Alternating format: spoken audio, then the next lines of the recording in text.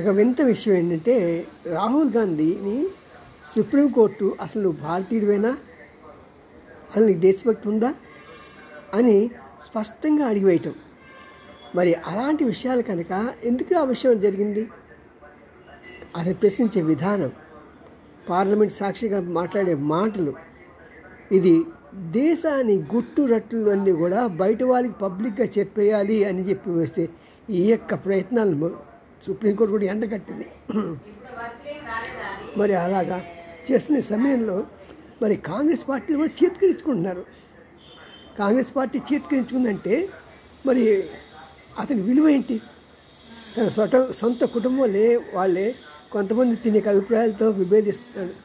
ఎలా ఉందంటే శత్రు రాజ్యాల దగ్గర డబ్బులు తీసుకొని ఇక్కడ పార్లమెంట్లో అడుగుతున్నాడేమో అని అనిపిస్తుంది. వాస్తవం నిజమో తెలియదు కానీ బట్ ఢిల్లీలో మాత్రం ప్రతి ఒక్కరు నమ్ముతున్నారు ఇతను విదేశ శక్తుల నుంచి డబ్బులు తీసుకొని పార్లమెంట్లో కొన్ని విషయాలు అసభ్యంగా మాట్లాడుతున్నాడు అని. మరి ఇలాంటి మంచి కాదు కదా. మనమంతా ఎవరైనా సరే మన ప్రత్యేకంగా భారతీయులం అనేది మాత్రం జ్ఞాపకం పెట్టుకోవాలి. మీకు ఒక విషయం చెప్తాను. ఒకసారి ఒక విషయం గురించి తమిళనాడులో గొడవ వచ్చింది. వస్తే అక్కడ డిఎంకేను ఏడీఎంకి రెండు కూడా చాలా డైరెక్ట్ పోటీ ఉంటుంది. అయినా సరే బయటకు వచ్చినప్పుడు వాళ్ళిద్దరూ ఒకటైపోతారు.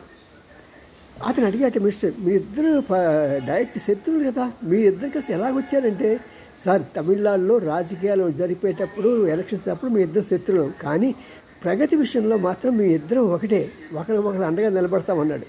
షహబాష్, అలాగుండాలి. కానీ రాహుల్ గాంధీలాగా వెర్రిమొరి వేషాలు వేసి డబ్బులు తీసుకొని మన దేశ సీక్రెట్లు చెప్పాలి అని వెర్రి మొక్కలు వేషాలు వేస్తాం చాలా దురదృష్టకరం.